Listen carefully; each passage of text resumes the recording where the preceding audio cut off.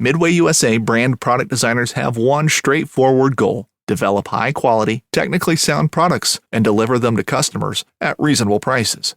If you are immersed in the shooting sports industry and pay close attention to every single detail, you know our products are built right and stand up to everyday use. Who has shooting mats and range bag systems to hunting clothing and just about everything for the outdoors? Log on and shop 24/7 with super fast shipping. MidwayUSA.com.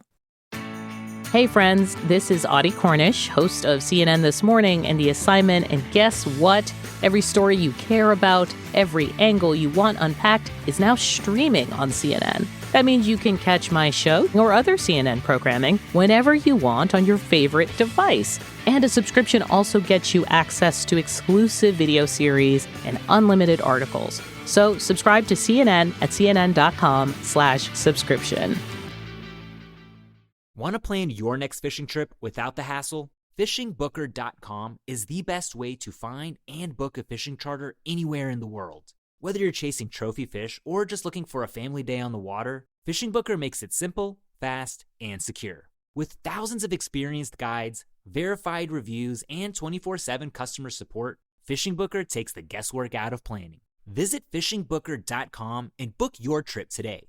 Fishing Booker. Fishing trips made easy. Welcome back to the Outdoor Drive podcast. This is episode 317. Oh, it's nice to be back, and it's closer to rut. So this is your boy, East Coast Trev, and I'm joined by the madman himself in What Is Up, the Madman. What up? What are you going to do? All right, it never changes. It's still the same. Sometimes I switch it up, but not can't switch it up every time. Well, it could be a little exciting. No. I'm excited. You can't tell by my voice? Yeah, I can tell. I really can. It's November, dude. I know. It's the sweet November. Yes. November.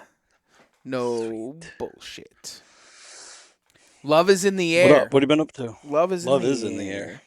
No, myself, man. I went to the range the other day, sighted in the old muzzleloader, the shotgun, got everything tuned. The Bow Daddy arrows came in, tuned all those in. So I'm ready for rutcation, my friend. That's what I'm ready for. I haven't been hunting because life's been a little crazy lately, but I'm ready. I'm fucking ready. You ready? Are you sure you're ready? Well, as ready as it can be, dude. I mean, with me, anything is possible, like going to the range, shooting, and trying to tune in your muzzleloader, and come to find out with it that, you didn't tighten down the scope, so you're never going to get 0 on it, so. That's not good. No. It was kind of funny. I had Bittman was with me, and I'm shooting, and we're getting close to center, and we're moving it, and this, that, and the other thing, and I just lean into the gun, and I'm like, dude, the eye relief is different, and I shake the scope. I'm like, well, it needs to be tight. It was tight enough, but it was tightening at the point that, when you shot, it moved. So it was that recoil's a lot. It's a pain in the ass. So, it was nice. Dude, brand new CVA Acura. Bro, I'm so pumped about that gun.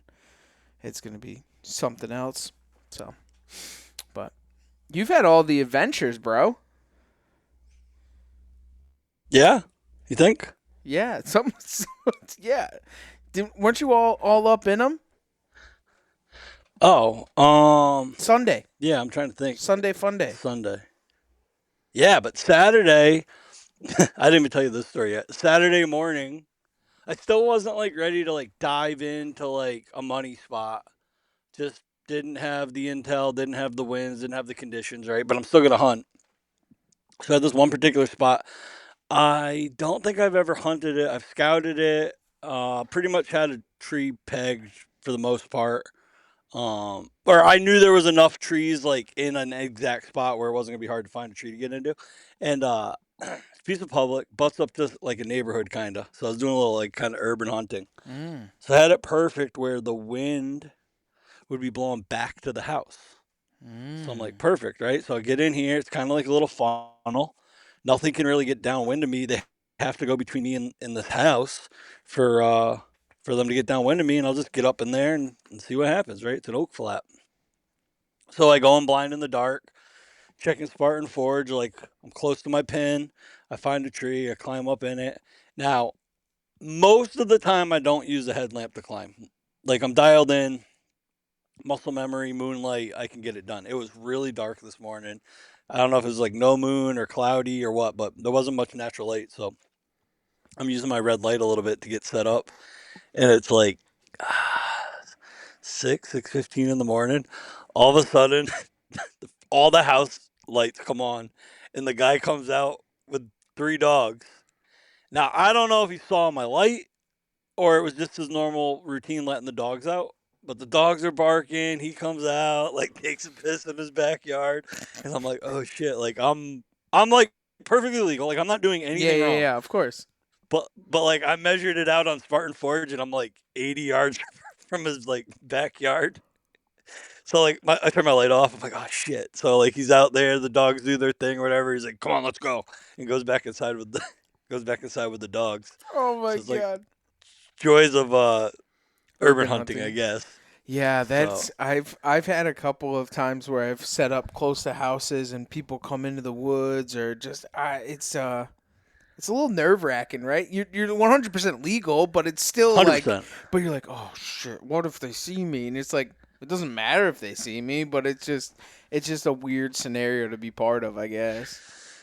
Yeah, I was just more curious if they saw me, like saw my headlamp, and that's why they came out, or they were just. I mean, they have 3 dogs, right? The Right. dogs, dogs. They got first thing they want to do is go out first thing in the morning, and Right. maybe the dogs smelt me because they were definitely Or they heard downwind. you. That's why I was there, right?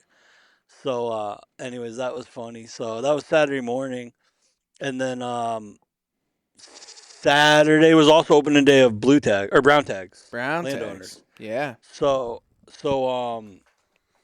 I wasn't able to hunt Saturday afternoon because a good friend of mine's grandfather had passed away month or so ago, and they had planned celebration of life Saturday afternoon. So all good. I decided I was gonna go into one of my pieces of private and do a preset. I was gonna hang my saddle, not saddle, but sticks and platform and camera arm and gear strap and tether, have everything ready to go in the morning, which I never do. Never do, right? Because I don't like shit to change overnight and change my mind, wind changes or trail camera, whatever. But because it was going to be Sunday, I didn't really have another option for Sunday morning. So Right. I was pretty much committed. So I went in, preset all my shit, touched up my mock scrape, headed to the celebration of life, had a good time there. Now, I was really hoping my buddy was gonna kill a buck that morning, being, first opening day of landowners without his grandfather. We were And, batting pretty for that. emotional day. Huh? We were batting for it. Yeah, for sure. So Saturday was really windy. Like a lot of people I talked to, like there wasn't a lot of action. Nobody that I talked to really was on deer Saturday morning. So anyways, we go to the party and have a good time and real good turnout or whatever. Now, the party was like on the family farm, right? So we're hanging out. The party was like 12 to 5, and I don't know, dude. It was probably like 3:30, 4 o'clock. I looked at my buddy and I was like, "You want to? You got your rifle in the truck?" And he's like, "No, it's at the house." And I was like, "Why?" Or he's like, "Why?" And I was like, "We should go take a walk down to the field and see if there's something down there, right?" So he's like, all right, we can do that. So every like 10 minutes, I'm like, I give him like a countdown to that last half an hour before sunset. I'm like, hey, dude, we got like 40 minutes, 45 minutes. So long story short, right there at like that like peak time, he gets the rifle, whatever. We take a walk. We leave the party. Like we walk from the party, leave the party, Come walk on. down. Yeah. Just walk down, past the skin and shed, around the corner, get to like the crest where you can kind of like start to see those big hay fields in the back, and we see a brown body way in the back. It's like 300 yards out, and he's like, "That's a big body. That's a buck body, right?" But its head was down. It was like over a little rise. So he's like scoping it, and he's like, "Its head's down. Can't really tell." So he hands me the rifle just so I could use the scope. So I put it up. I'm like, "Oh, dude, it's a buck, a little buck." So I'm like, "Dude, we're killing this thing, dude. We're killing it for your grandfather. So we put the old spot and stock on and closed the gap to like 125, and that thing's just standing there looking right at us, and he just put her on her and dropped it, dude. Like stoned it. So it's like super cool, dude. Like it wasn't a big buck or anything like that, but like considering like the scenario of being his grandfather's celebration of life, and like everybody at the party heard the gunshot and everything. So we walk over to the deer and like had a little moment or whatever, and then we look up and here comes like 3 pickup trucks over the hill. Like all the boys from the party all come down and like pull up, man, and it was just sweet. So we throw it in the back of the truck, bring it back to the skinning shed, and then pretty much moved half the party to the skinning shed, right? Like all the boys, all the kids, hung her up and all that, man. It was definitely a special memory. Like just the way it went down, and like, yeah, it wasn't the coolest of cool, like badass hunting stories, but by far one of my fondest hunting memories Right. of like sentimental value, you know? That's super cool. That's so awesome. Can you use his tag since it's 2025 and it was in memory of him? Can we just use his brown tag? Yeah. Maybe. I don't know. So, yeah, so that was Saturday night. And then Sunday morning, I got into that tree that I preset. And I'm glad I preset too, dude, because I was running a little bit late. And I think I was running late maybe because I knew I was preset and I just like just didn't give myself the right amount of time. Like I kind of took it for granted that I just had to climb up in there. So I basically climbed up in there like 5 minutes before legal, which is late for me. And dude, just like a couple weeks ago, right there at first light, man, here comes 2 does. Walk by me at like 30 yards, and then I hear some raking behind them and grunting. And I had a shooter buck on that camera overnight, right? Not a monster, but 100% shooter, right? So I'm like, dude, that's got to be him. So I look up and I can see body, definitely a buck body. Like I said, I heard the thrashing. Excuse me, heard a grunt. I'm like, oh, dude, that's him, baby. Let's go. And he starts coming in. He's taking his time. Taking the same line as the doe. So I'm like, all right, let's go. And he finally clears enough for me to get a good look at him, dude. And he's just like a little rat 8-pointer, like barely any tines, just a frame with like some like nubs. I'm like, shit, man, I'm not shooting him. So those 2 does and that buck are around me for, I don't know, 45 minutes, maybe to close to an hour. But I don't know if I was like right on top of where they wanted to bed, but they just kept going back and forth and in and out and back the way they came. And then 2 more does came. So now I have 4 does. The buck was gone. And dude, I probably had deer in sight or like within 100, 150 yards of me till 9:30 Saturday morning. And but it was sweet because like the whole time I'm like, dude, that buck's gonna show up anytime. Like that shooter, he's here somewhere, right? And I've got all these deer around me, like he's gonna show.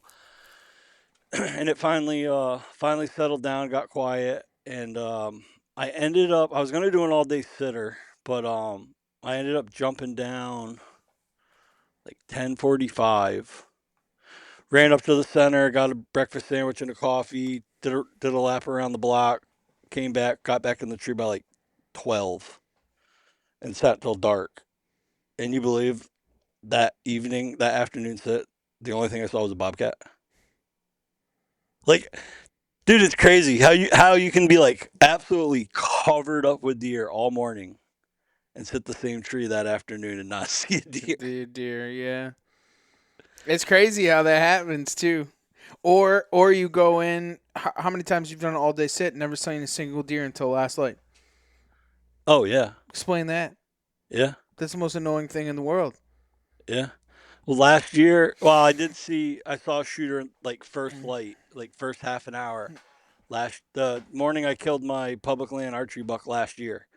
I had action first half hour of the day, and I killed the last half hour of the day. Like, but it's annoying. Just got to be there, dude. You never know though, because that same sit you could kill at 12 o'clock in the afternoon. You know that midday crawler, dude. You never know who's gonna come through. You know, just all the does are bedded up. We gotta go see what's going on, and he's got a fucking head full of horns.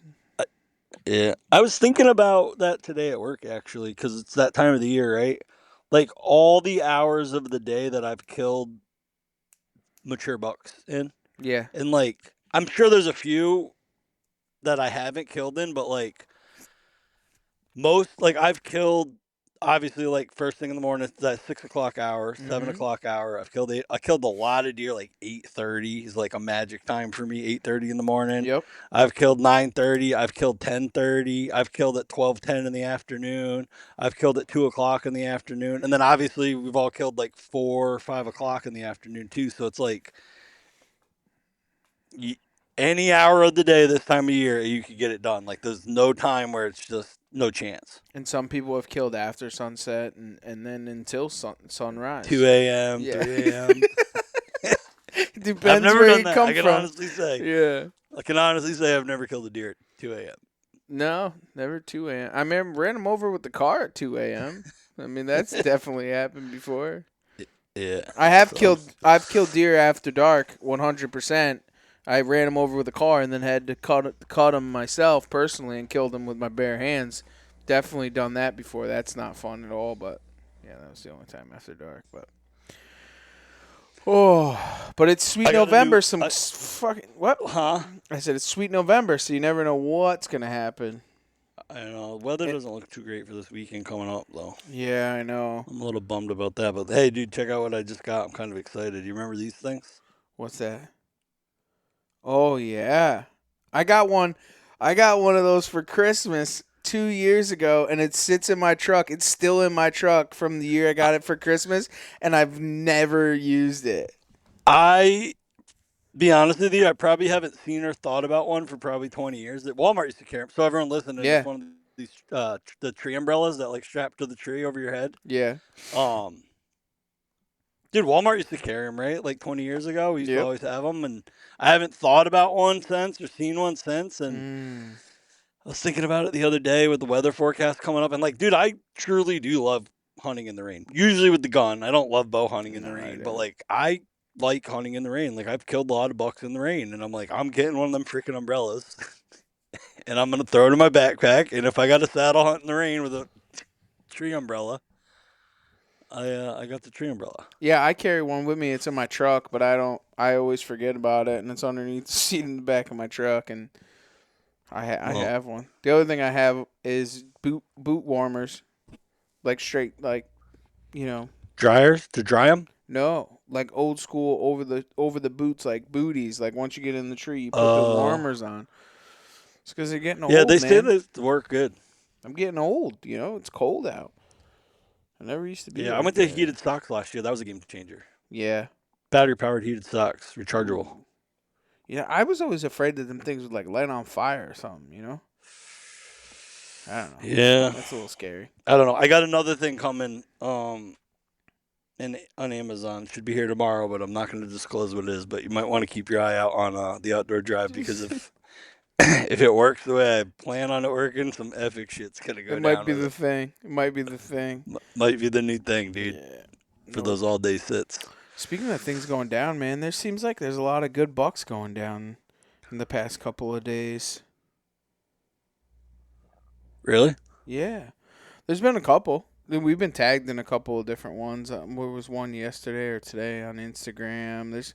It's starting to happen, but it seems as if it's a slow roll. It's a slow start. I would think that there was more. I agree. My cameras have certainly picked up probably since within the last week. Say Friday, Saturday, they've definitely picked up.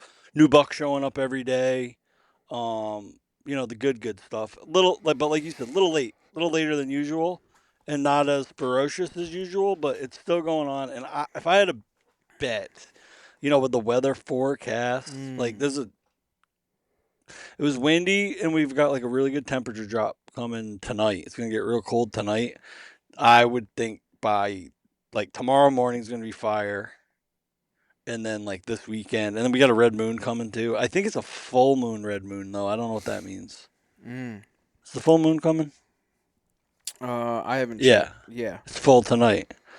So, but red moon's starting. Is full. Tonight's the full. Tonight's full, and tomorrow 7, 8, 9, 10, 11 is red. Perfect. So I would imagine shit's gonna get weird starting Good. tonight. I actually finally took a rutcation in the right time of the year. It's about time, because typically I'm too dang early, and this year it seems as if it's going to fall perfect. But who knows? It could get weird. You never know. Nope. We're gonna find out here shortly, though, bub. Yeah. It's going to be something else. Any Killer's Corners? Dude, I never do my homework lately. It's like high school all over again. I know. It's okay, buddy. Do we have any? I used to be so good. I used to I know. see it, approve Well, that's it, what and then put it in my my little notebook, and then I'd be all prepared. And that's now what I I'm just like- thought. So Jackson Hardesty, my boy Jackson. Jackson? You know Jackson? He's up your way. He's a floor guy. No, I don't think I know Jackson. I know him I used to play golf with him at the Wyndham Club. Oh, really? Yeah, he killed a stud October 30th. Wow. Nice solid 8-pointer. Our good friend Ralph, Mousy. I don't know how to say his last name. It's Italian, a little tough. He's up here visiting. He moved to South Carolina, but he was up here doing some work, and he ended up shooting a real nice buck back home. Nice 8-pointer. Congratulations, Ralph. Where'd you see that? He tagged us in Instagram. That's why I picked that one up. Who else posted? Brad Jarvis with his cow moose. Meese. The Meese man. He had he was listening to the last podcast, and he had texted me just to call him out. He had texted me and he was like, "Oh, I don't get in the Killer's Corner." I said, "You got to post it in the group. That's how you get in the Killer's Corner." What do you think? We go out looking for you guys? You gotta I think he texted to me too, and I forgot about it. So that is my fault. Dude, I'm slacking. I'll be honest with you. Like I'm not as sharp as I used to be. It is what it is. It is what it is. You know? Yeah, that definitely happens. I think that's it, man. I know there's a couple others, but it's gonna pop here soon, dude. Because pretty soon it's gonna be like shit's dying every night. Oh, we got that one. Yeah. It's about to get whack. It's gonna get whack. There was now's the time is when things are fun, you know. But yeah. Well, speaking of rut reports and all that good stuff, we might as well get our man on for this great podcast. The man that does the rut report for Game and Fish magazine, or is it? Yeah, right. Fishy game? No, it's Game and Fish. I don't know. He's gonna give me a hard time about that. Doug Howlett. Well, I figure if you said it one way and I said it the other, then one way or the other we get it right. We'd be free, right? Yeah. You know So our good buddy Doug, with the rut report, and he also does the what did he call it? He called it the turkey. What was the one for the turkey? Man, I'm bad with that. Strut report. The strut report. Yeah, the strut report and the rut report. So we'll get our buddy Doug on. Great podcast. And yeah, we'll go see what's up. Good luck to all you guys. If you guys do shoot something, make sure to get on over the Outdoor Drive podcast page on Facebook. Post that thing on up there. We'll start doing our homework here soon, I promise, once they starts getting crazy. So good luck to you guys. Short blood trails, my friends.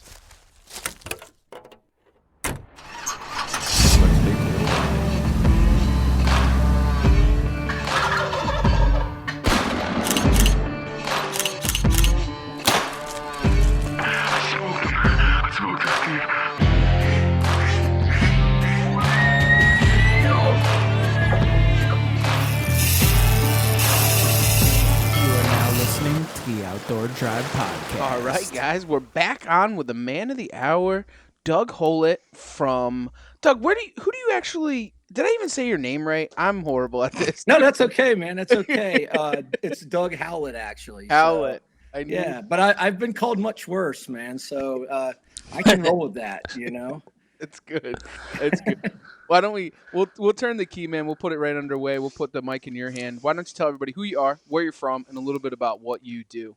Yeah, sure, man. I've been sort of an outdoor industry vagabond for, gosh, over 30 years now. It's depressing to say out loud because, I remember when I was a young guy in the business, and now I am one of the old guys. It's a little scary, and I don't know what it says about this industry. But yeah, I've been in the outdoor business, mostly in publishing, much of my career. I live in Virginia. I grew up in southeastern Virginia, hunting and fishing. My dad was a big hunter, and I'm sure we'll talk about that in a little bit. It's a little different style of hunting when it comes to deer in that part of the state and that part of the country.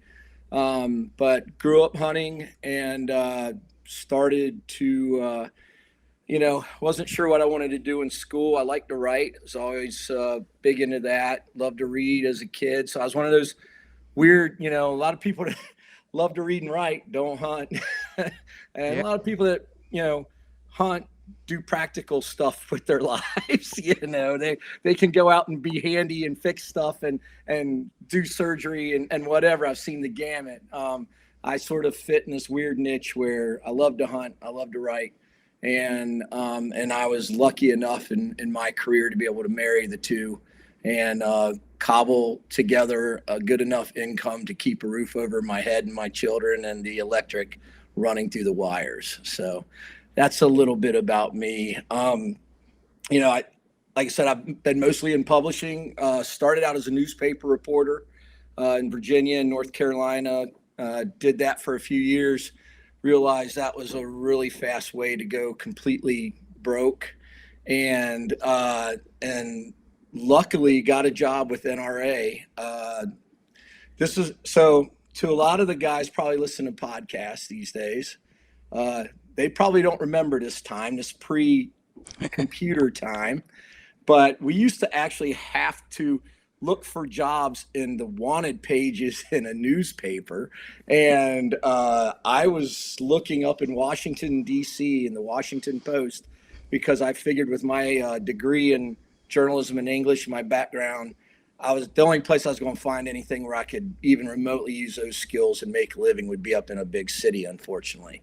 And I was lucky enough one day I found a job with NRA and or a job they were advertising for assistant editor at American Hunter magazine.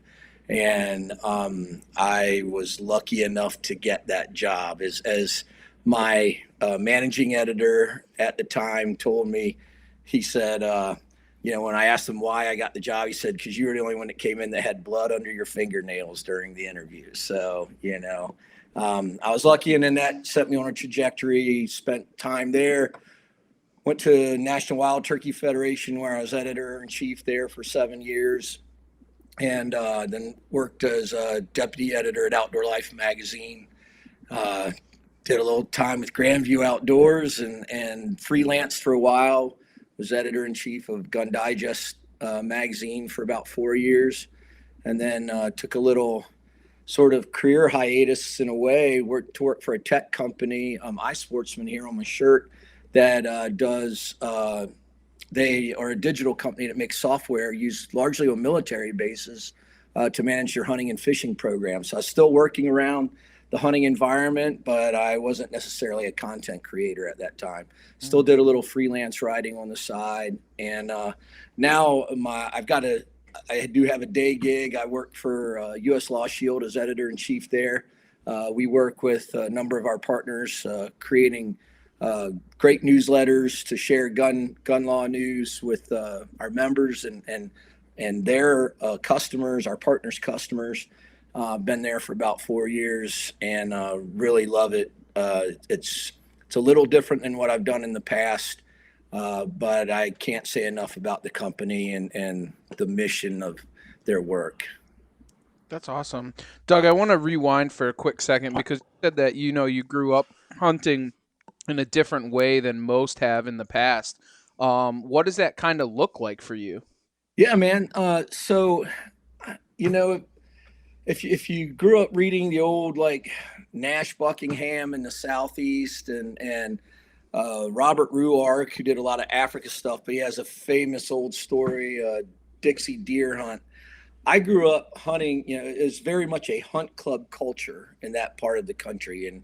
And the eastern half of North Carolina, eastern half, particularly the southeastern part of Virginia, it's all organized in clubs, and they still, to this day, run deer with dogs. And so until I was like 14, I thought everybody hunted deer with dogs. I didn't realize we were sort of the growing minority in the deer hunting world. But and as I've grown older, I don't do that very much. Actually, when I started working with NRA, I quit doing a lot of it, partially because I moved farther away from where I was at home, but also there wasn't a lot of opportunity to write about that. And if I was going to spend time in the field, I needed to be able to use the products that I was covering for the magazine and sort of blend it, because you don't have it's like anything that you do that you love. You don't get to spend as much time doing the love part as you do the work part, whether you guys, getting footage and preparing for things in the studio, a game warden, a lot of guys become game wardens because they love being outdoors. Well, they get to be outdoors, but they do not get to hunt a whole lot, and it's kind of like that with us. Certainly some guys are better than others that manage the time in the field than behind the keyboard. But I found it was a very labor intensive job that took a lot of time, a lot of extra time if you cared about your work and what you were delivering. So I didn't hunt as much with dogs when I was younger, when I was older, but up until I was in my mid 20s, dude, that was all I did just about. And, I've talked to plenty of people who can't imagine it. You always hear we shoot dogs, chasing deer where we are. And, I would expect that. You'd shoot a dog down there, you better look out because the boys are going to be coming after you. It's a whole different mindset. But I just tell guys this. Imagine, a lot of guys can imagine hunting rabbits with dogs. Just imagine the rabbits weigh 80 to 100 pounds. And at Midway USA, we put customers first. The Nitro Express shipping system is icing on the cake. It was a big investment of time and money to take super fast, low-cost shipping to a whole new level. The Nitro Express helps ensure same-day shipping and low shipping cost. We hope you enjoy the Nitro Express. We built it just for you.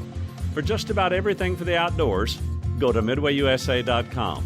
I'm Larry Potterfield with Midway USA. Thanks for your business.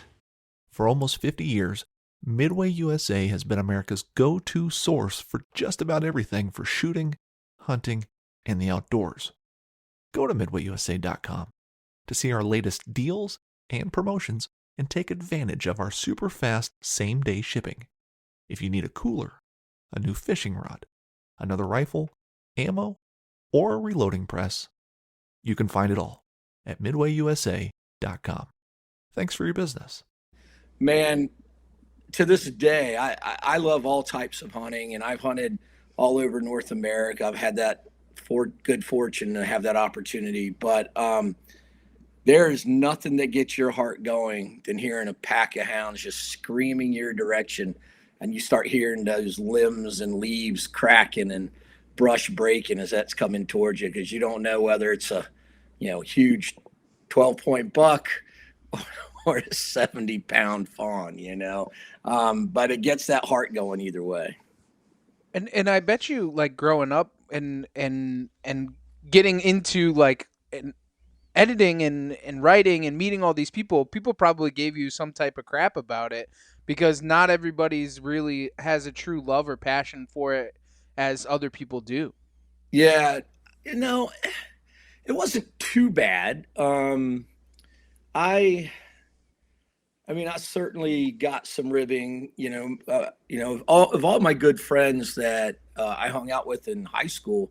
I was the only one that went to college. Not that I didn't know people that went to college, but my tight group, that network I was really tight with, they all went to work and they thought I was stupid. And I was like, dude, I'm sitting in a room 50, 60% girls all day, and you're out on a job site. This makes perfect sense to me, you know, I was fine dragging that out as long as I could. But yeah, I always like to read and always like to write. And, I gravitated towards some of the classics back in the old days. A lot of us old guys, a lot of young guys that still want to write. And there's fewer of them now, obviously, with all the new outlets for, content creation. But, we all grew up with a fascination in Hemingway and his stories and how he managed to blend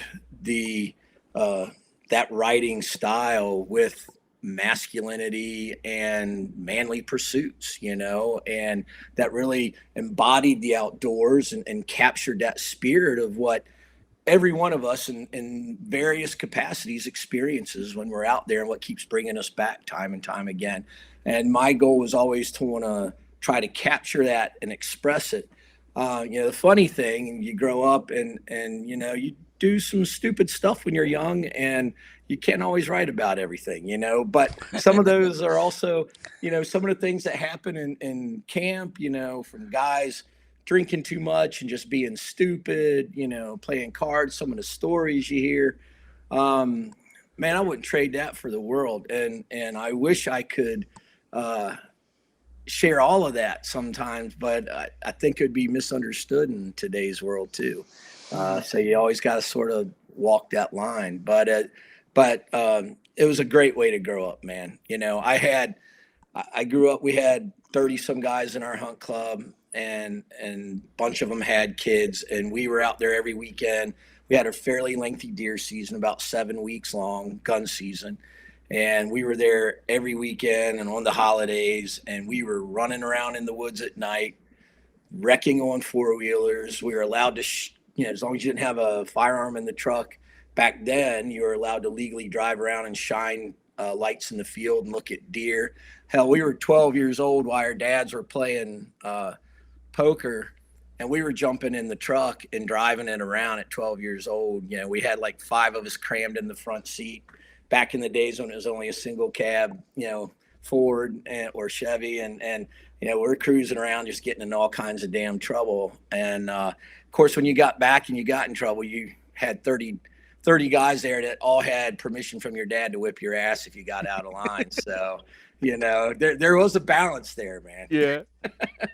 It probably made a real man out of you, honestly, because you're around all those guys and you have a whole different type of discipline.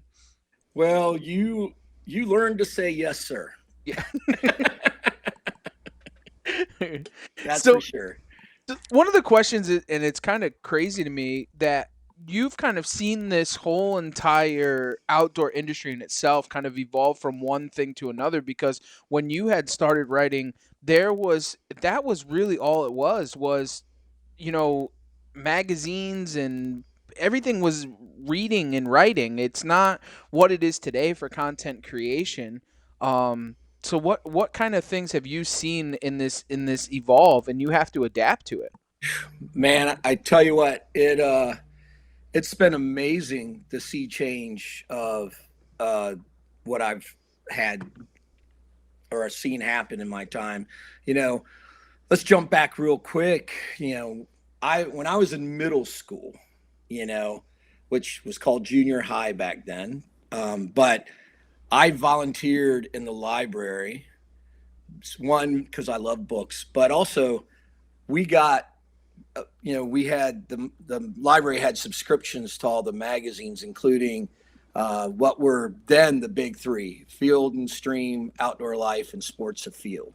Mm-hmm. And we got all 3 of those, and they came in a couple weeks before they were ever on the newsstand. And by me working in the library, I got first dibs on looking at those magazines. And I would pour through those things religiously. I mean, and back then, dude, the magazines, I don't know. I mean, hunters certainly were not as sophisticated back then. I mean, you've got to keep in mind, white-tailed deer 75 years ago were still a rarity, and when I came up hunting, it wasn't necessarily starting by deer hunting like a lot of kids now. You started with small game back then, and you worked your way up to deer. Part of that was because just the patience it took to deer hunt. even with dogs, you were sitting there half the day in one spot, just hoping something came by.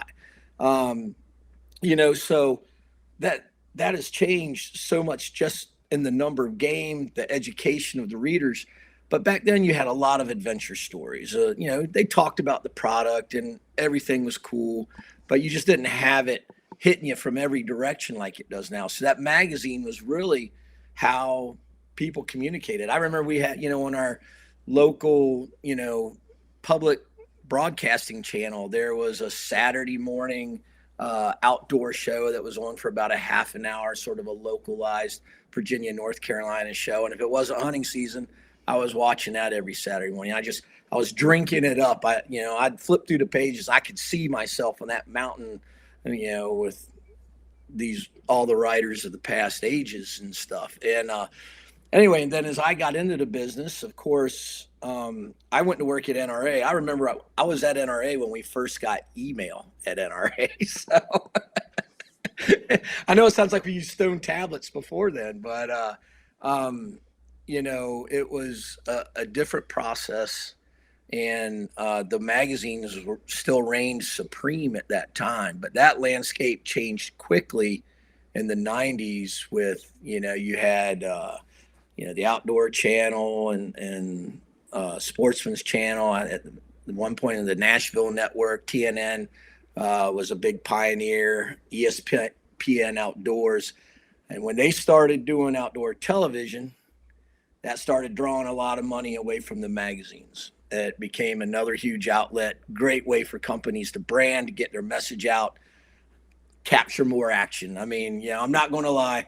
I love reading and writing, but I love watching video and seeing the actual action. And as we're fed that more now, we all expect that. So that written word's not always enough anymore. But, you saw outdoor television, then the internet really came along. You had message boards originally and some websites. And I think about the time I went to work for the Turkey Federation, which would have been 98, late 98 and into 99. We had a website that just sort of sat there.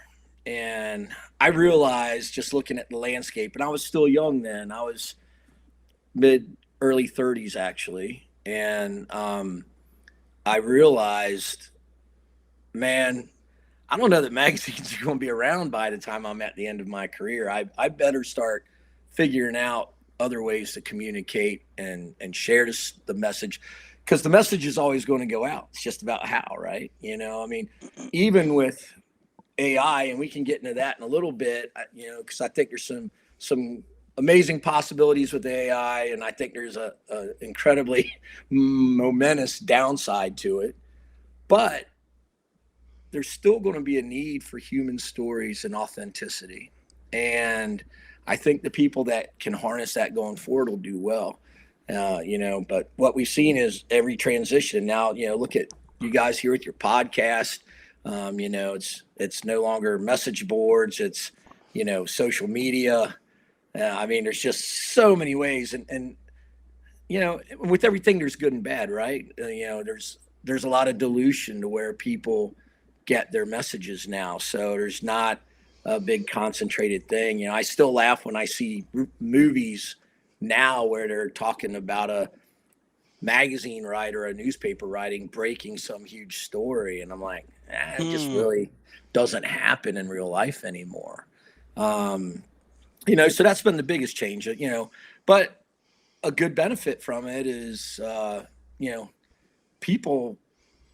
sportsmen are way more knowledgeable now, even as young teenagers, than they were in my age. It's during COVID. I'll tell you a real quick story. And my son, got into fishing, and there wasn't much else the kids could do. And we had some lakes around our neighborhood. I live in a suburban area. I'm not out in the country. And anyway, I took him and my stepson to the tackle shop one day so they could buy some stuff. And I was sitting there looking at some plastics and just checking them out. My son walks up and goes, nah, Dad, don't waste your time with those. Those are trash. These are the ones you want. And he started telling me how to rig them and everything. I'm like, where'd you learn that? And he's like, YouTube. I was like, damn. Oh, okay. And then I started looking at some of the stuff he was looking at. Probably should have been doing that before if I was a good father, but but I was blown away at what this kid had picked up just watching videos. And they were going out in these little ponds and they were just catching some toads. And they all had the same mentality too, catch and release. They didn't care about keeping any of them. It was an eye opener for me that day, realizing that there is a lot of good that comes from this. I think the big thing that I worry about is there's also a lot of bad information, and making sure people are, I know with turkey hunting, fanning is a big thing. And, had I ever written about it back in the day when I was at the Turkey Federation, I'd have been fired, because it's dangerous, in a lot of situations. Does it work? Yes, it does. It can. It can definitely help you, but you gotta be damn careful. And there's a lot of other things. Part of reality television and part of social media is create something that's more outlandish than the last guy, and at a certain point, it starts getting pretty dangerous if people are trying to emulate you. So there's a lot of pitfalls to it, but by and large, I think if someone has someone to guide them, and looking at this new stuff, they can walk away being better for it and not worse. But yeah, it's just been a sea change in how it is. And of course, there's still magazines out there that are doing solid, but it's not what it was for sure. What do you think? What has it really done to the magazine companies as a whole? Like, those were kind of like, I guess those were the stepping stones to this industry, right? Like, everybody would wait for that magazine to come out, or we would go to the local wherever to get that magazine of any sort, whether it was guns or trapping or fur and feather, whatever it was. We would always look for that. What do you think that it has done to the industry, not really having that movement anymore? Well, I mean, the obvious thing is, a lot of publishing companies and magazines have gone away. I mean, Outdoor Life, gone. It's digital. It transformed, but that went digital. Field and Stream did too for a while, and then they do occasional copies of it. Peterson's Hunting still plugging along. I'm going to tip my hat to the guys over at Field Ethos, because Donald Trump Jr., Mike Scobie, Jason, all those guys over there, they have created a magazine that captures let me rephrase that. They have created an unapologetic magazine that really captures the adventure of the outdoors from a global perspective. And they don't hold back on anything. They tell those stories that, I maybe would be a little hesitant in some of my standard outlets. And they have, I don't know that they've caught a huge audience, but they have caught a diehard and supportive audience. And so there's room for magazines, but yeah, certainly, your fractured landscape for advertising. And keep in mind, publishing was really expensive for advertisers too. A company can advertise and get their name out on a lot of digital outlets much cheaper than they can a print publication. And so some of the economics worked against them. But just that fractured landscape's really created it. I don't know where it's going to wind up. Like I said, I think you've got so many people scrapping for dollars now, and and it just makes it tight for a lot of, for some people coming out and wanting to start something up. So that's the biggest thing, I think. Yeah. So so a lot of it's now all digital. Like, there's really not much, like, what you write for still to this day is more digital than it is hard copy, right? Oh, absolutely. In fact, it's funny. I was hired by U.S. Law Shield originally to do a magazine, And then as we got in there and really got looking at it closely, it didn't really make sense from a financial perspective. And we, our CEO charted a course at that point that would put us more on a digital path and working to support our partners. And is 100% the right way to go, And it's funny, everybody knew me as I've worked in digital since early 2000s.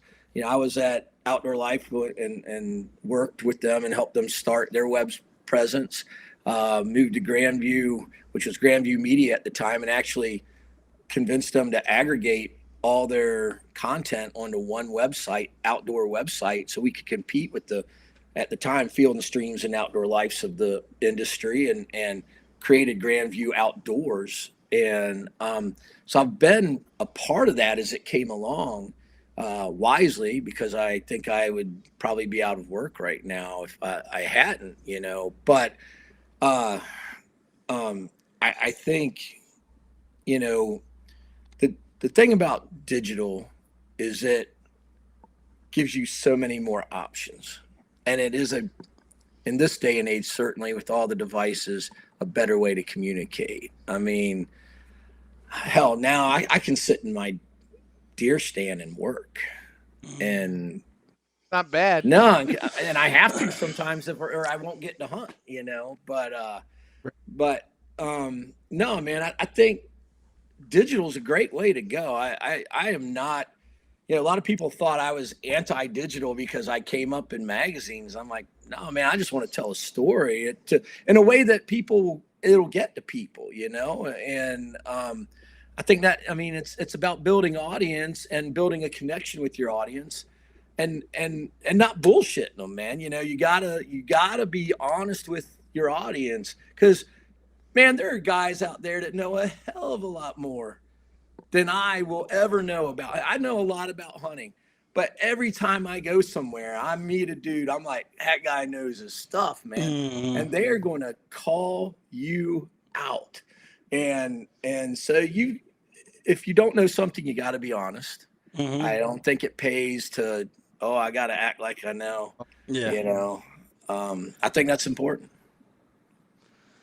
I think that's one of the negatives in the digital world and in the social media worlds and some of these content creators, is that a lot of it is regurgitated crap, right? First off, because they hear it from somebody else and it's not something that they do on their own, but it is also something that, a lot of people don't understand, and especially newer people, like you were telling the story about your son and fishing and stuff like that. When they do recreates and that kind of stuff, they can hide a lot of stuff and they can make it look however they want to make it look. And I think digitally, I don't think that they tell that whole story that a regular story or something that you would have wrote back in the day kind of tells, like that you were on this journey and you've done it 15 times and it didn't work out and then you finally kill a deer, where digitally it just looks like you go out in the woods, you shoot a 160 and that's life. Like, and that's the truth, right? Because I don't think that it tells 100% the full story. I really don't. And I don't think that people are getting the whole entire picture from everybody in the digital side. Yeah, well, you're 100% right on that. And that started with outdoor television. It became sort of like a video game, because, originally when outdoor television came out, you had 30-minute shows that most of them were sort of a magazine format. You had roughly 6-7 minutes, not counting, you had about 23 minutes of a show time, 7 minutes commercial time. You had about 7 minutes to get through a full hunt, a couple minutes for some product segments to, make sure you took care of your advertisers, and then another 6-7 minutes to show another hunt. And I don't know about you, I have had a couple turkey hunts that did end less than 7 minutes. But it is not very often, man. And on the flip side, how damn boring would it be sitting there watching a guy sit in his tree stand for 3 hours, So, that context is lost. I was never a huge fan of outdoor television. I've had the privilege to be on some shows and and I still cringe every time I see myself on camera. I'm definitely not. I'm a face and voice made for writing, not for television. But man, you lose a lot of the context in television, and I feel it doesn't translate the experience. And then, we kill something, we go out, we hunt something hard.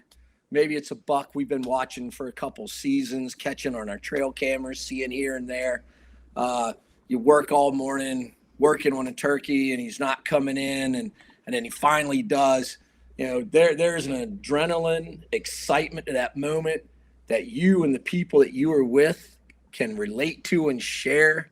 I do not feel it translates to a television audience as well, because a lot of people watching may not have that background. And I've watched shows even with seasoned hunters and watched them grimace at the way the death dance was, done over the body of the animal, the way the people are like, yeah, and I get it, man. It just doesn't translate well. So, and I don't know what the answer is. You don't want to sit there and tell people they got to act like, I also, I'll be honest, you also have on the flip side of that, you have the guys that act like they're in church the whole time they're hunting, and oh, we killed this animal, we must honor its spot. That's cool, man. You do you. Okay. But some of that feels a little staged. Midway USA's online gun shop includes an extensive selection of handguns, rifles, shotguns, and receivers. We've made it extremely easy to browse and buy guns from the convenience and privacy of your own home. Simply pick from our extensive offering, ship it to your local FFL, and you'll be shooting in no time. For just about everything for guns, shop midwayusa.com. Hunting is not easy. It never has been. It takes dedication, motivation, a lot of patience, and quality gear. If you manage a food plot, put up stands, or need just one more game camera, we can help at midwayusa.com. We opened our doors in 1977 and continue to put customers first by offering super fast, same-day shipping. For just about everything for the outdoors, go to midwayusa.com. Introducing Meta Ray-Ban Display, the world's most advanced AI glasses. With a full color display built into the lens of the glasses, it's there when you need it and gone when you don't. Send and receive messages, translate or caption live conversations, collaborate with Meta AI, and more. Be one of the first to try Meta Ray-Ban Display. Visit meta.com/Meta Ray-Ban Display to book a demo and find your pair. Over the top to me when I'm watching it. I don't know. It's probably just me. I'm not trying to hate on anybody's way. One thing I've learned, in fact, the biggest thing I learned when I came into this business and finally started getting to travel and hunt in different areas, it is different everywhere. What's acceptable in one area may not be acceptable in another. Doesn't mean they're wrong. They're just different. And, you get, when in Rome, you got to be the Roman and you got to be respectful. That was a big shift there. Like I remember exactly like you're talking about, like in the old days, it was every time it was the same thing. It was like, gee, well, shucks, man, the good Lord blessed me with this 150 today. And it was like kind of boring, but we didn't know it was boring because it's all we knew. Right. Yeah. And then all of a sudden, like Waddell comes along and he's like, judo chopped on me. He can't hold that. And we're like, you can do that? You can act like that? Like you, that's kind of cool. Like I like this guy. He's not like those boring guys. Right. And like you saw the whole industry shift right there and kind of become more entertaining and more, exciting and show emotion and stuff like that. Waddell was the original Slim Shady of our industry, man, without a doubt. He and I've hunted with Waddell. It's interesting. Him and I were pups together. We both, he's a little younger than me, but we were in the industry sort of cutting our teeth about the same time. When I was at Turkey Federation, he was just the camera guy at Realtree. He wasn't, the bone collector yet. And we had a chance to hunt, and we came along together, and I've worked with him on and off throughout the years. And, I'm glad to call myself a friend and certainly a fan. But he definitely brought a different energy to it, man. But this is the thing about Waddell. You're talking about a boy that grew up in a place called Booger Bottom, man. He that was genuine. That's what he was like that off the camera, and so it was cool. But on the flip side, I've been at hunts where guys want to pause and say a prayer, and I think that's great, man. I'm not going to sit there.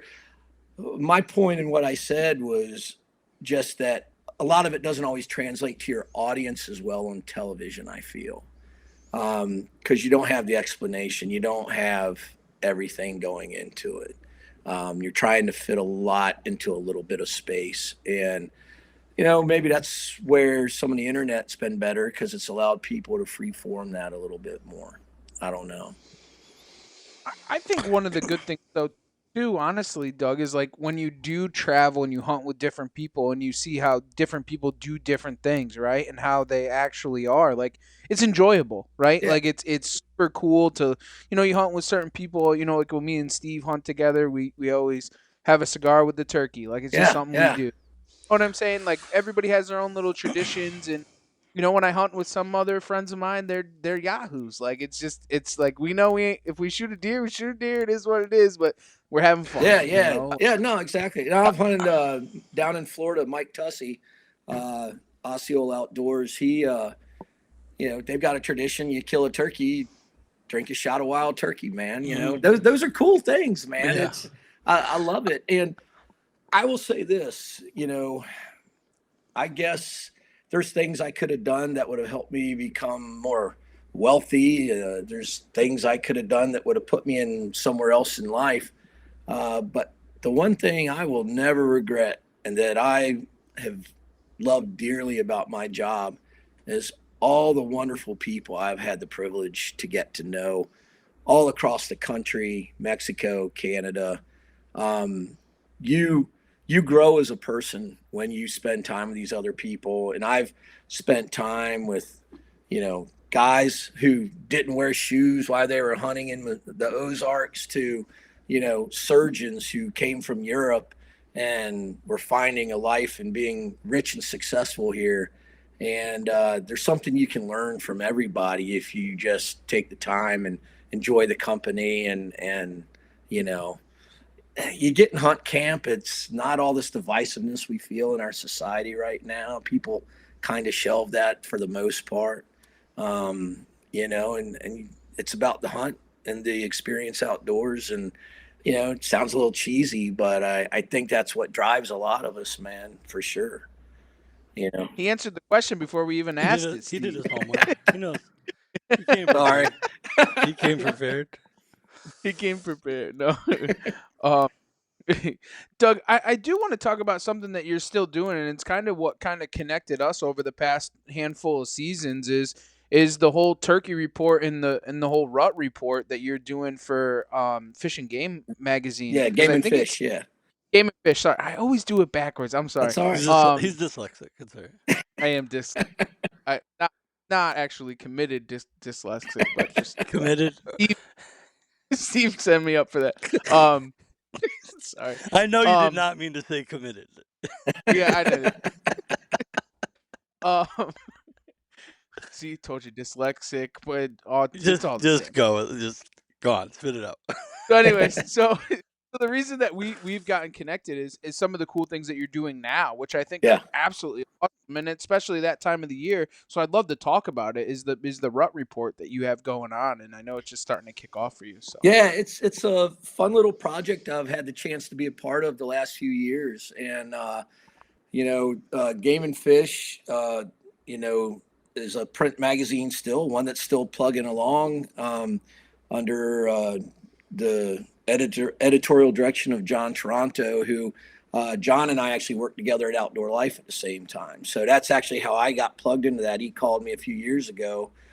Before he was editorial director, he was still just covering a couple of the regions there, and asked if I wanted to do the strut report initially for the East region, which covers basically Virginia up to Maine and the area where you guys are. And so I was like, yeah, man, I wasn't doing a whole lot of hunting writing at the time. It was all mostly gun stuff and corporate stuff. And so, wasn't a huge time suck. And it helped me plug into what was going on a little bit more, part of that old world hunting magazine stuff that I had missed. And now the Strut Report and the Rut Report are all on their website. It's not in their print versions, but they basically, the way it's structured right now is every 2 weeks we do a report, and we've got a guy in the Midwest, one in the West, and one in the South also, who all, do like I do. And we talk to people throughout the region, see what's going on, where the activity is, what days, what you can expect for over the next 2 weeks. Last year it was weekly. They moved it to twice a week because stuff does happen fast during the rut, but it's still pretty much, and just I'm going to poke a little fun at the outdoor riders too, because I can remember being in New York at Outdoor Life and sitting there every year. All right, we know we're going to have a rut special. We sit in these magazines meetings trying to decide our cover blurbs. Rule the rut, be the king of the rut time, trying to think of 3 or 4 words that just would sell more copies of that magazine. And as a writer, you're always trying to talk to new people, find new ways to do stuff. But at its essence, man, it's been the same, guys. And Doug, those deer come in a rut the same time every year, no matter what's going on. I was thinking this earlier when you're saying and come back around. I went through a phase. It was probably right there. Internet really wasn't a thing yet. Social media wasn't a thing. And I went through this phase where I could not get my hands on enough magazines. Just magazines. I got to read. And I got to the point where to this day, I cannot pick up a hunting magazine because I feel like I've read. It's the same article every year. Like I read this last November. It's the same 5 tactics to bag your buck. And it was like, man, I need something new. I need to consume like new knowledge because it's like, it's not new. Right. And then like, luckily, the internet comes along and then you start going down these other rabbit holes and all this stuff. But then that catches up to you. Now you get on Facebook and it's like, I'm reading the same posts again. This is the same YouTube video. It's like, just it's getting cranked out, but it's just getting recycled. Yeah, well, let's face it. There's not a whole lot of different ways to kill stuff. You're always going to have things that the industry wants to promote because it dovetails with the product, and everything goes through fads. And to be fair, even people who do stuff year in and year out forget little things. That's why pilots still do checklist every time before they fly, because you will forget 1 or 2 things if you don't, and we don't want our pilots forgetting things. But when it comes to writing and telling us, here's the thing. Like, I talked to a number of the state biologists in preparation for this year's rut report, and they all could tell me unequivocally, our rut peaks here. And it's going to do it every year on this date. Now, what will affect things is temperature. And it's not that the deer aren't, you always hear guys go, oh man, I don't think the deer rutted this year. I didn't see them run around. It was too hot. They didn't rut. Dude, if you only have about 2-3 weeks to bang it out, I don't care. You're going to do that. The species depends on it. So here's the thing. They'll do it more at night, if it's hot. So you're not going to see the activity. This year, we've had a lot of acorns up and down the East Coast. That's kept a lot of deer in the woods, more so than out in the fields in the evenings where guys are used to seeing a ton of deer out. I've had some guys tell me, oh man, I'm not seeing the deer. Like, I think the population's down. Certainly, there's things such as, with hemorrhagic disease in certain pockets of areas. that can affect you locally. But the deer are pretty much there, man. They're just back in the woods on that mass. That's a preferred food. So those are the things that I try to find when I talk to guys like you, Trevor, and see what's happening up in your neck of the woods, and someone in New Jersey and someone over in West Virginia. Those are things I'm trying to find out, because those are things that can help the guy. But I always I always try to take off about November 7th to the 12th. And I can pretty reliably tell you I'm going to see deer like I won't see any other time in the season in those 5 days. Now if it gets really hot, it can screw you up. If the weather's really raining a lot, I'm getting old, guys. I'm more of a fair weather hunter. I'm going to admit I hunt enough. I'm not as angry at them. So if it's really crappy, I'm going to kick back in the truck or the house and just wait for it to blow on through, but I'll definitely be hunting the front edge of that storm, because they'll be feeding like crazy before it. And I'm going to get out there as soon as it's done, if I can. Those are the things that guys have to look for and figure out. If you've got X amount of days you can take off, I used to want to be out there all the time. Now I want to be out there on the best days, because I can't be out there all the time.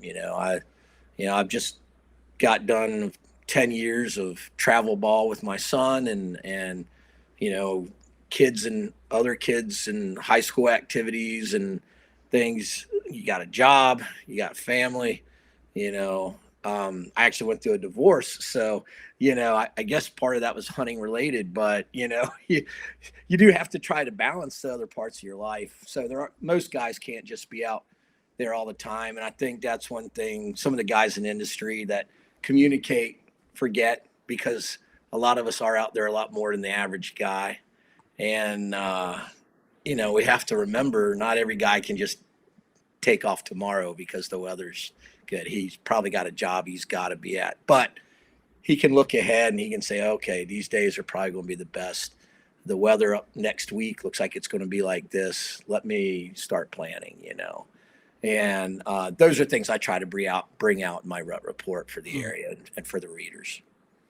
So what do you think historically, that, because obviously you've been doing this for a long time, like if a working guy that only has a certain amount of time to do it, you really think that 7 to the 12th is the days to want to be in the woods? Or, man, you can stretch it anywhere. I mean, if you really want to get liberal with it, I was talking to Jason Whitlow, one of the guys I talked to in Virginia for the rut report, and he killed a really nice deer last week, the day after we talked. And it was funny when he was talking, he was saying, yeah, that October 25th date is just about here and the weather's changing. And I was like, why do you pick October 25th? And he's like, I don't know. It just seems like the day that I always look at on the calendar where things start picking up, and I start really getting serious. Mm-hmm. And it was funny because that's the day I've always said, okay, I'm not going to, I used to get out there that first day of bow season, early October, and I liked it. But, again, I had a son that was playing travel ball. I was usually at a tournament. Didn't have that chance, so I had to start picking and choosing. So I started looking, and last week of October, and my trail cameras right now sort of bears this out. It's picked up.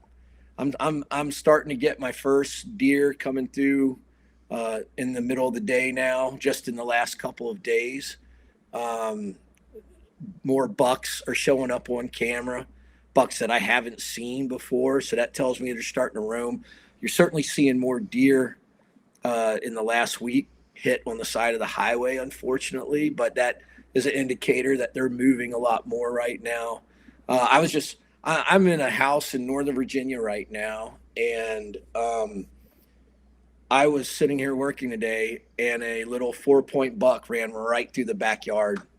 We're in a neighborhood, but we got a little green strip behind us, and he was running 2 does around and came out in the backyard twice, just looping around after them. And so right now, this time they're really picking up, and it's sort of like that bell curve. It's the activity is just going to pick up right there to, that week, anywhere 11th, 12th, 13th in that range. And then it's going to start tailing back down a little bit. So I just try to maximize my time as that curve's on the upswing. That's just a fail-safe calendar approach for me to take time off. And where I'm at, it's a bow season only at the time, so it limits us.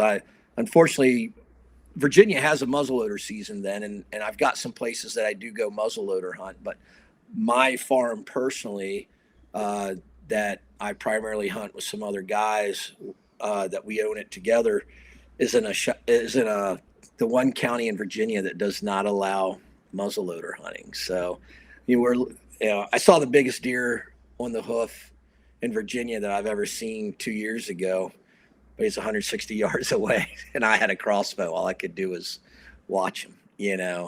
Had we had a muzzleloader season, he might be on my wall right now. So, it's just one of those things. But that's when I want to be out there, because I want to see deer.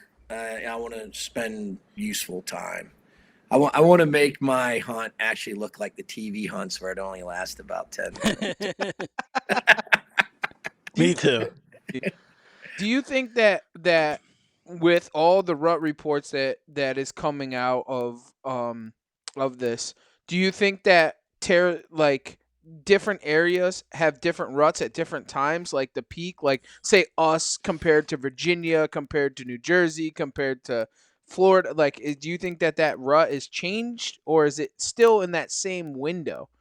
So if we were talking the South, 100%, if you look at, the pockets in Mississippi, even Florida, Alabama, even parts of Texas, Louisiana that have a much later rut. Mm-hmm. In parts of it, and in other parts the deer more like, but through most of the whitetails range, that sweet spot is pretty much right in where we're talking. And certainly when you talk about the East, now if I talk to just hunters and not biologists, I'm going to get an answer that yes, it's different. But talking to the biologists, and I tend to trust got them a little bit more because they're using data, and they're using years of data. From Maine down here, it's pretty much hitting. There might be a few days, 3-4 days difference in that peak, but it's not much, man. Now, what's that? What date is that? Is that fawn drop? Going back off of fawn drop? Yeah, I know it's like the 5th. November 15th is a date that most of the states have given me for where that is. And, but again, not everything happens right then. It's not everybody talks about the stuff like it's an absolute. It's close. The majority's there, but there's still going to be some aberration to it. Well, I think a lot of people too, they get confused on when you say rut, what are you talking about, right? Because some guy might say rut and mean one thing when another guy means another thing. So are we talking about peak breeding? Because that could be the 15th. Well, another guy might be like, oh, the rut's on, there's bucks chasing does everywhere. Well, that's kind of pre-rut. So really the pre-rut. So now you're in that. Now you're in that 7 to 11, 12th date, and guys are like, oh, the rut's on. Well, they're not breeding yet, so it could still be the 15th. Yeah, be breeding, but you're seeing the rut activity before that. You know what I mean? So no, and that's a great distinction to make. I'm glad you brought that up because you're absolutely right. I tend to use the terms interchangeably, and that I really should. I think everybody does, though. Really, a lot of people do. You know? Yeah. I mean, because you're absolutely right. When they're out chasing and running all over the place, that's really still pre-rut. Right. I mean, we're sort of in. I heard one guy call it the other day the pre-rut. Mm-hmm. Right now. Right. Right now you're starting to get bucks moving a little bit more. It's mostly young bucks that are on the trails, but the bigger ones are going to be sliding in here over the next week or so. And then you're going to have wholesale chasing. Yeah. And then you get those 3-4 days, 5 days, what they call the lockdown, where not every deer is going to be locked down. You'll still have bucks roaming, but a lot of them, if you've got a lot of does, they're going to be with the doe and not moving much. I hunted years ago in Nebraska, and that was the biggest deer I've ever seen. We had a buck walk out of a draw 80 yards across the property line. Walk out of draw that had to be about mid 190s, and as biggest one I've ever seen on the hoof, being a guy from the east. And he was following a doe, and he went out to this huge field, and the doe laid down right under a pivot, and that buck stood right there by her all day long and never left her. Stood out in the open, but he was as safe as could be because he was on land that nobody could hunt. And we kept watching him, hoping he was going to go back to our side later, but he it didn't work out. So it was a great show. But you're absolutely right. But had he stayed in woods somewhere, she laid down woods, you'd have never known that deer is there all day long. Right. And they're going to sit tight on them and not go anywhere. And guys are like, "Oh man, there's nothing moving." That's really sort of your rut, actually. Technically. Yeah. I think undeniably, like, you're spot on, like 7, 8, 9, 10, 11, 12. This is like, especially it's like you said, for us, that's bow season. There's no better time to be in a tree with your bow than that week right there, right? But like, I also think it doesn't get talked about enough is like 15 through 20, like after lockdown, it busts wide open again, and it's like just on. It does. It does. You're starting to slide into, what they call the post rut. A lot of times we overgeneralize, call it the rut. The whole period's the rut. Right. But it is broken up into subsections. And, for sure on that backside, some of your biggest deer are killed then. They're chasing, trying to get on those last few does. Most of the majority of your does by that point have been bred. So even if you're in an area, that has an abundance of does, that they have to work a little bit harder than they did at the beginning. And certainly if your temperatures are getting colder, and that's a really good time to focus on spots like food plots and all. If you have some that haven't been hunted too hard, and you're not getting a ton of pressure in certain areas, finding those locations because those does will start herding back up and feeding more. They're getting ready for the colder weather. They're getting ready, they're getting ready to, build life inside of them. So they need food. And that's where those bucks are going to be roaming and looking too. So, yeah, I personally don't have a lot of luck there where I'm at because we have so much hunting pressure around us, not so much on our property, but just around us because I'm still in the area. We don't run dogs on our land, but they run it around us, and those dogs just the pressure's unbelievable. But I have been places where, yeah, that is damn sure a good time to be hitting it out there. But the other thing that's also kind of crazy too is that super late, like those last, like they talk about like we call them the lambs or whatever, like the young ones that come into that super late heat and those big bucks like that early December time. Yeah. I mean, again, I think you're going to see that more in areas, where you have better control. To me, I think you're going to see that more out in the Midwest. And this is why I say this.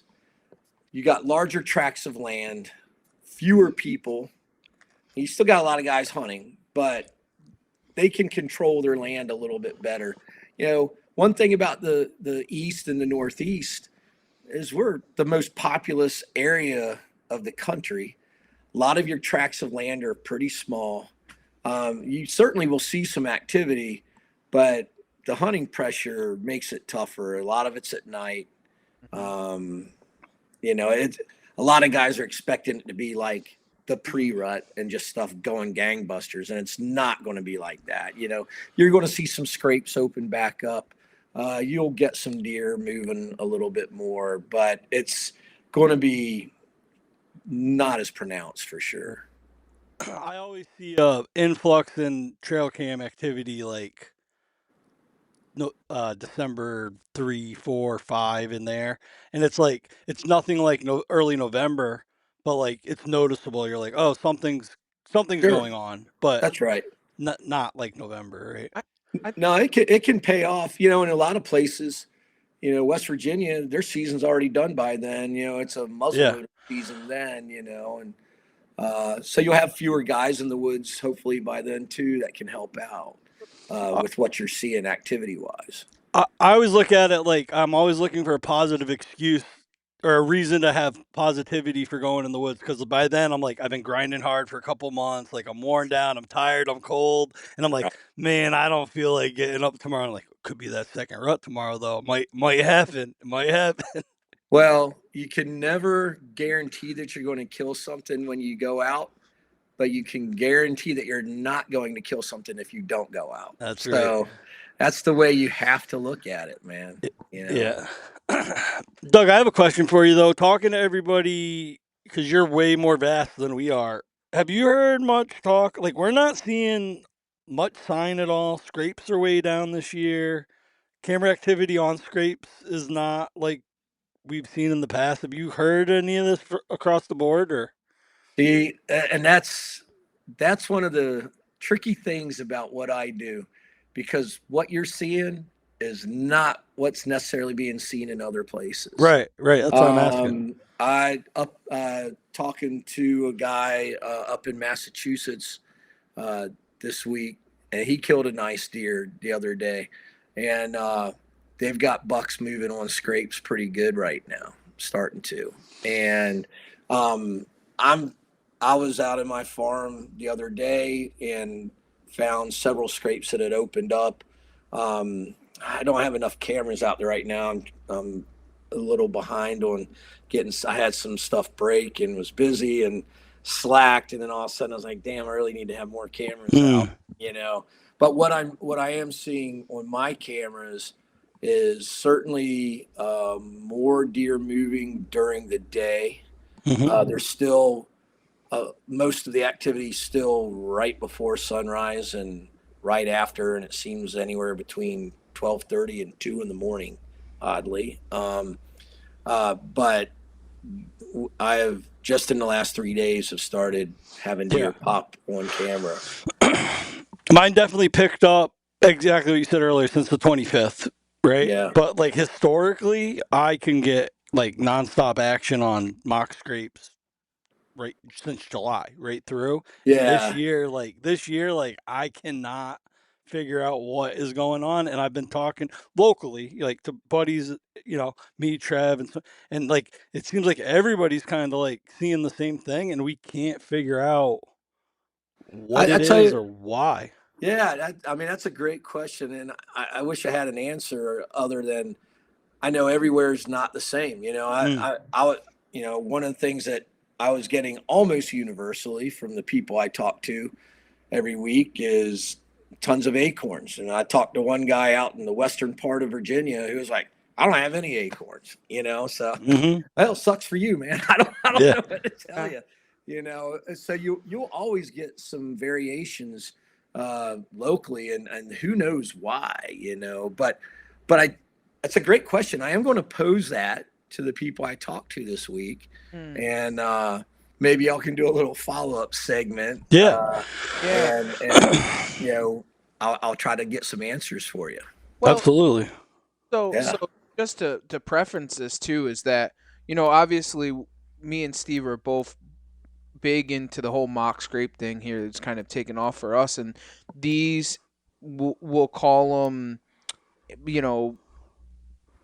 these big communal scrapes that we watch day in and day out, 365 days a year, that typically we would have tons of action on. Like, I just know because the two of us talking, but like one of the areas that I have this scrape on, I've had 2 or 3 shooter bucks, and I would have 250 pictures of them by now, day, night, meaning, you know what I'm saying? Like it's right. It's just like that one concentrated area. Steve's the same exact way, a ton of different shooter bucks on these one cameras.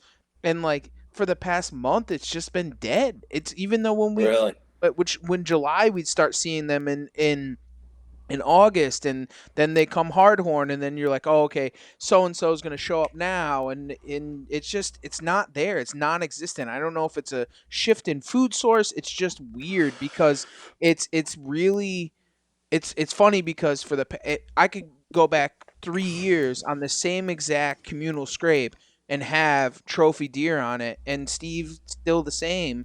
And this year, for some reason, it's not there, and it's Yeah. I would say certainly shifting food sources could be part of it.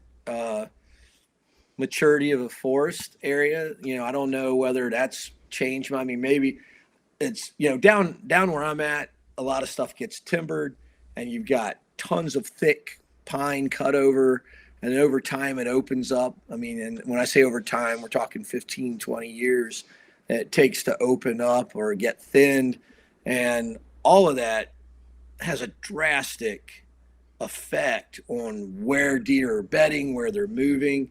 You take a year like now with acorns, or you have, a field where they planted a huge field where they planted cotton, but now it's in corn or soybeans.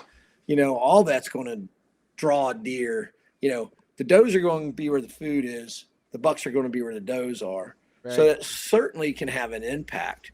And if you can't figure out another reason, I always blame it on the neighbor and suggest that maybe he's got a big pile of corn over there. And 100%. The problem is we're both hunting different tracts of big public land, so I can't really blame it on that. yeah, well, it could be. You could have more guys getting out being on public land. Certainly, fluctuations in hunter activity can have a huge impact. For sure. Your optimism and your positivity, though, Doug. Thank you. I think this year's kicking my ass because usually I can draw off of like a similar year in the past, right? Like I can be like, oh, 2020 was like a heat wave. Remember, like this is where all the deer were in 2020, and this year is Right. similar to 2020. Or remember, 2019 there was like a similar amount of acorns, and this is where I found the deer in 2019. This year, like I can't, like with the drought that we had and the amount of acorns we have and the weather we're having, like I can't think of a year in the past that's similar to what we're experiencing this year. Like I Really? have nothing to draw off of, and it's really freaking me out because I'm a problem solver, and I'm Yeah. like struggling with this season trying to like crack the code, Well, I'm not up in Connecticut, but I'm gonna put on my sleuthing cap and see what I can find out for you, because yeah, we do. I mean, we all come face that at some point, Mhm. and hopefully you always hope it's a one-off year. I mean, we were sort of having that year last year. We weren't seeing any decent bucks. We weren't seeing a lot of activity in general on our property, but I talked to guys just down the road. So all I could assume was food source, probably, in our situation, because, the hunting pressure around us is not overwhelming. It's not like public land pressure, but it's consistent. Few guys on each tract of land that are moving around. Nothing enough to blow stuff out of the county, like some guys I hunt with think. They're like, oh man, the deer see you, he's going to go. I'm like, yeah, but they're going to see somebody else and they're going to come back. I don't know. They're deer. They move around and they respond to things. They're survivors, man, and they are going to find their food, their cover, and that cover changes from year to year as well. I mean, not everything stays the same thickness. It grows up, and they feel better moving to other areas. So, a forest environment is an incredibly dynamic environment, and you're dealing with living creatures, and why it sucks to have that off year, because we all like to have it dialed in. That's part of the mystery, man, and what makes it cool going out. To me, that's what makes it more exciting. If I was going, say, hunting a fenced-in property of 1,000 acres or whatever, that guy knows pretty much every deer that's on that 1,000 acres and where it's at and where it's going. And not that it's not like a real hunting experience necessarily, but that mystery's not there, man. I love seeing a buck I've never seen show up on my camera, even knowing I may never see him other than in that photo. It's still cool just knowing he's there. I like that part of it. Absolutely. I'd have to agree with you there because actually there's actually one of the Connecticut state records that had been held. There was actually a guy here that actually shot this buck, and he had never seen him ever before, and he just must have came in checking that bedding ground, knew that bedding ground was there, and he just happened to be sitting there and shot the deer. Like, it just came out of nowhere. Like, that stuff happens. Yeah, well, my 18-year-old put it probably best the other day when I was talking to him, and he was like, Dad, most of it still just comes down to luck. And it really, it's, you help create your luck by running trail cameras, scouting, learning what the deer are doing on your land. You create your luck. But at the end, being in the right place at the right time still comes down to a little bit of luck for sure. And certainly for plenty of guys out there who don't put all that time in, just show up and want to have a good time and be outside, and they're just hoping something comes along. I've seen guys sitting there smoking a cigarette, wearing blue jeans, and blow down one of the biggest deer to be killed in that neck of the woods for years. Deer mess up too, just like we do. They have bad days like we do. Sometimes they're not as careful as they should be. So you just never know, man. You never know. Yeah. Doug, there's a meme going around right now that's been popping up, and I forget exactly what it says, but it alludes something about the deer win most of the time. Yeah. Most of the time they win. It's just that we're just hoping to get that one win. You know? And unfortunately it's the end for him, but like most days he wins. Oh, absolutely. Well, it's funny.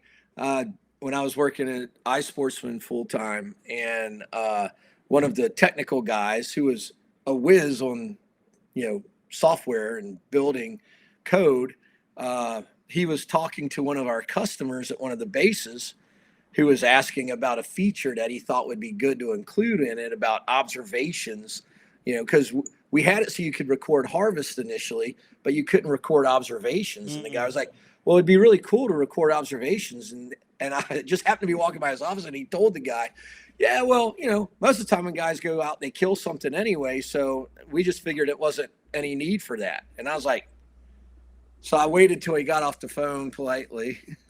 And then I went and I said, that is so not true.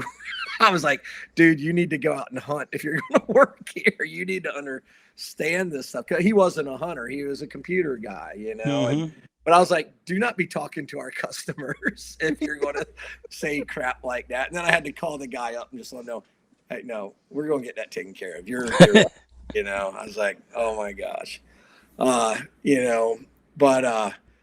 I was like, dude, no, I said, I'm not a hunter who wildlife watches. I'm really a wildlife watcher who hunts, if you look at my results from each year.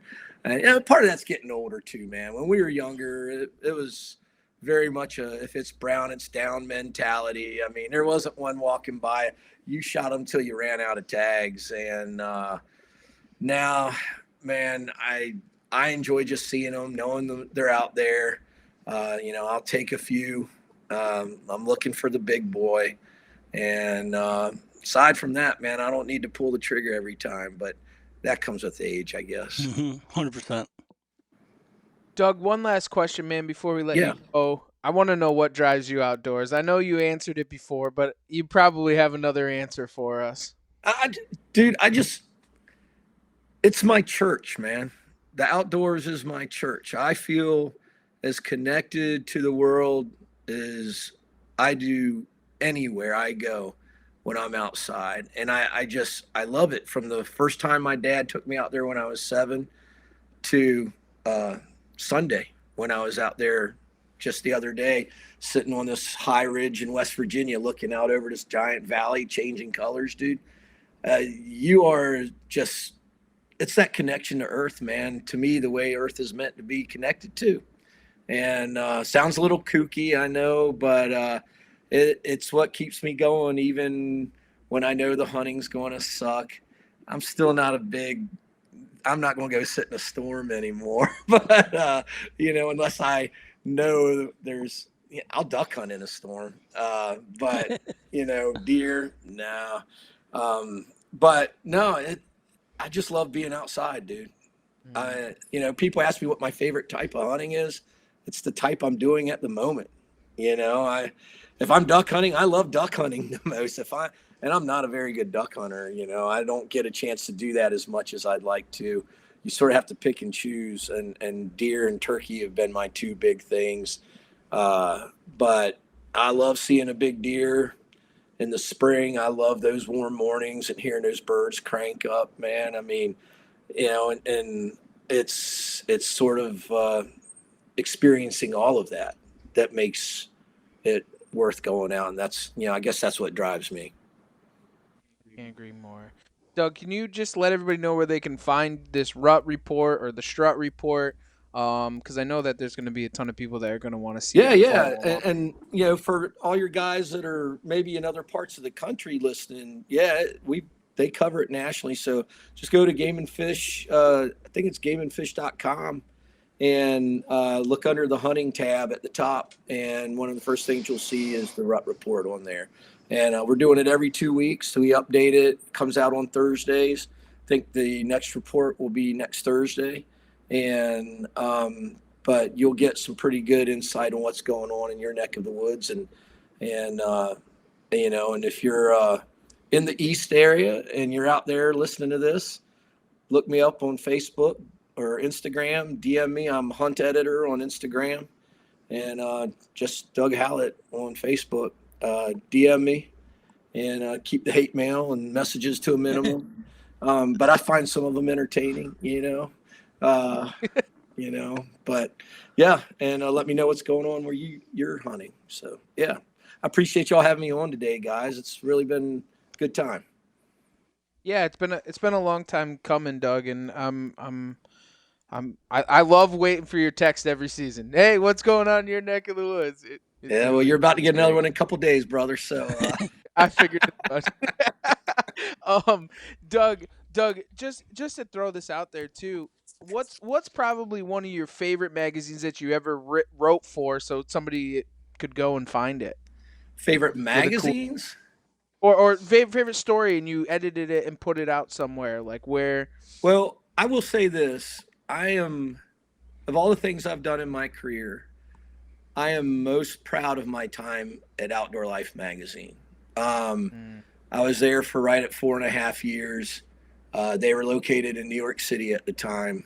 But when you work in the outdoor industry, if people aren't in the outdoor industry, they don't really know what the turkey I'd tell people I work for the Wild Turkey Federation. They thought I worked for the distillery, and which would have been a great job. That's pretty cool. There's no doubt. That's pretty cool. Complained about that for sure.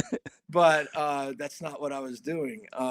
But everybody had heard of Outdoor Life, and at the time I was there, it was certainly along with Field and Stream, two biggest magazines still plugging along in the outdoor industry. And I'm just proud that I was able to elevate my game and work to the level where I was able to work with the best in the business. So certainly that's the most proud time. Aside from that, man, it's just like hunting. Stuff I wrote last week's the best. I want you to check it out. So, yeah. Cool. Doug, we really do appreciate you jumping on, man. And it won't be the last time, I don't think. I think once we started this, now it's just an avalanche coming. So we didn't even talk about AI really. So you're definitely coming back. No, we didn't. Oh, damn, yeah, man. There's so much to talk about. You're coming back. We're talking about AI. But I'm not going to lie. I hate a damn podcast that goes more than an hour, and we've already stretched that. So my attention span doesn't last that long anymore, man. No, we'll have to have you back on, Doug, and make sure that everyone goes out and checks out the Rut Report and the Strut Report. We'll make sure to do a little bit better in posting it so that everybody we'll post it when it comes out. So yeah, we appreciate that, guys. Absolutely. And we thank Doug for coming on. And for everybody else, thanks for taking the ride right here on the Outdoor Drive.